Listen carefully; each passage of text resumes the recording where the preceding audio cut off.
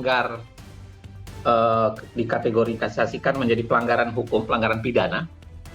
Misalnya dia melakukan bribes, dia melakukan double agent, dia mengkhianati negara.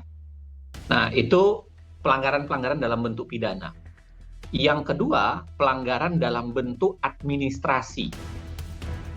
Misalnya, tidak lagi memenuhi syarat sebagai presiden atau wakil presiden. Misalnya contoh, dia pernah memalsukan sesuatu. Ataukah sehingga syaratnya tidak terpenuhi. Ataukah misalnya dia ternyata pernah menerima warga negara dari negara lain. Alasan yang disebut dengan perbuatan tercela, misdemeanor. Kalau kita baca ketentuan ini mirip dengan konstitusi Amerika. Ya, konstitusi Amerika.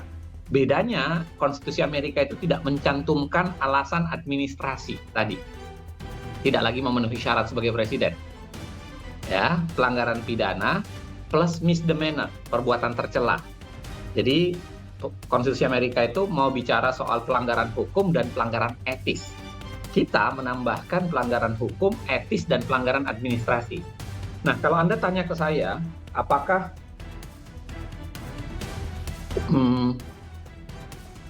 tiga jenis pelanggaran itu dilakukan oleh Gibran? Menurut saya iya. Ya, dan sangat mudah untuk mengkonstruksinya secara hukum.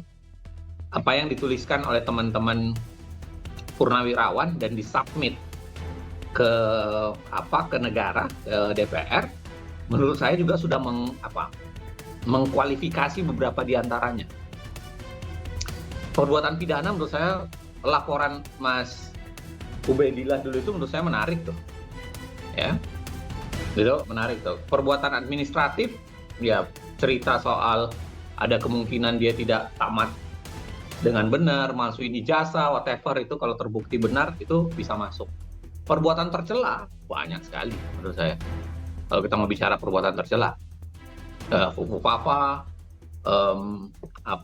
proses korupsi, nepotisme ketika ditolong di putusan 90, ada banyak sebenarnya kualifikasi yang sangat mungkin. Artinya saya mau bilang begini, kalau kita bicara secara hukum minus politis, sebenarnya selesai. Gibran bisa diimpeach. Ya, selesai itu. Satu di antara tiga kualifikasi itu mungkin dilakukan.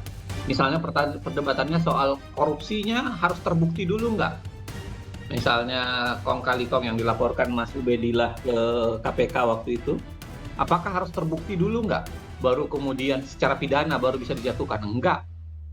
Kita harus membedakan antara impeachment sebagai mahkamah jabatan dengan mahkamah pidana penjatuhan sanksi. Itu dua hal yang berbeda. Mahkamah pidana adalah mahkamah pidana penjatuhan sanksi badan, nestapa badan, sedangkan mahkamah impeachment itu adalah mahkamah jabatan. Jadi dua hal yang berbeda. Nggak harus ditunggu dulu bahwa ada kasus pelanggaran hukumnya, terbukti, dilakukan penyelidikan, penyidikan, lalu kemudian dibawa ke pengadilan dan terbukti, baru kemudian seseorang bisa dijatuhkan. Enggak. Dalam konteks impeachment.